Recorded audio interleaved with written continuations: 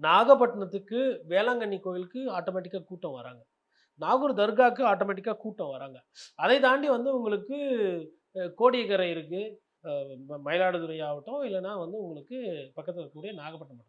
ஆனா போதிய அளவுக்கு வந்து அங்க வந்து இன்ஃப்ராஸ்ட்ரக்சர இம்ப்ரூவ் பண்ணல. இப்போ ராமேஸ்வரம்னு பார்க்கும்போது, அங்க வசதிகள் இருக்கோ இல்லையோ கூட்டம் வந்து குவியறத பார்ப்போம். பட் இங்க வசதிகள் பண்ணி குடுத்தா கண்டிப்பா இங்கேயும் வந்து கூட்டங்கள் வர்றதுக்கு இருக்கும். ஆனா அங்க அட்லீஸ்ட் அந்த கடற்புறத்துல ஒரு இன்ஸ்டிடியூட் இருக்கு. இப்ப நீங்க பேசும்போது கூட கொள்ளிடம் சொன்னீங்க. அப்புறம் நம்ம பழையாறை, சோழர்கள் இதெல்லாம் நம்ம கேட்கும்பொழுது, இதே வந்து ஒரு விசிட் மாதிரி அவங்க பொன்னியின் செல்வன் நம் கண் முன்னாடி வந்து போது. அந்த ம். ஆப்பர்ச்சுனிட்டிய கூட நம்ம வந்து யூஸ் பண்ணிக்கலையோ இல்ல இது மாரி அப்படிங்கிறது இருக்கு. இயற்கை பாடல்கள் பெற்ற ஸ்தலங்கள் நெறைய இருக்கு. பட் அது எல்லாமே அந்த பழைய வரலாறுகள், அங்க இருக்கக்கூடிய லைட் ஹவுஸ எப்படி திருப்பி அத ரெஸ்டோர் பண்றதா, இல்ல அங்க ம். வந்து புதுசா வேற எதனா ஸ்ட்ரக்சர்ஸ் வந்து கொண்டு வர்றதா, அப்படின்ற மாரி விஷயங்கள்லாம் வந்து சரியா பண்ணல. இப்ப கன்னியாகுமரியில இருக்கிற லைட் ஹவுஸ்க்கு பார்த்தீங்கன்னா, ஒரு முக்கியத்துவம் இருக்கும். அதே இந்த சைட்ல இருக்கிற லைட் ஹவுஸ் உங்களுக்கு பார்த்தீங்கன்னா, அந்த அளவுக்கு ஒரு முக்கியத்துவமோ, ஒரு இந்த மீன்பிடி துறைமுகங்களுக்கு உண்டான அந்த ஒரு தொலைநோக்கு பார்வை என்பது கிடையாது.